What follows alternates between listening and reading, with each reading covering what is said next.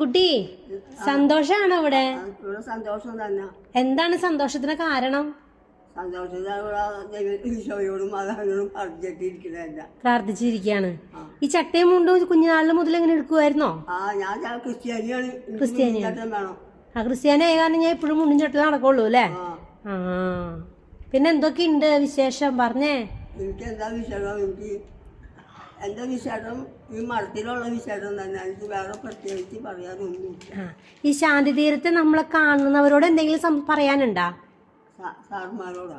ശാന്തി തീരത്തുള്ള നമ്മുടെ ഫ്രണ്ട്സിനോടെ എന്തെങ്കിലും പറയാനുണ്ടോ അമ്മയ്ക്ക്?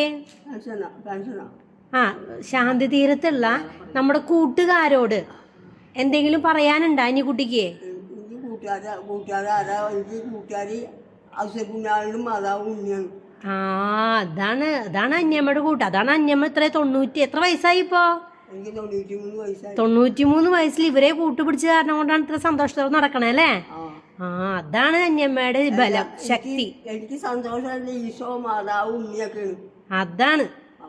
ഇനി എന്ത് വേണം? എനിക്ക് അത് മതി. അത് മതി. ഓക്കെ.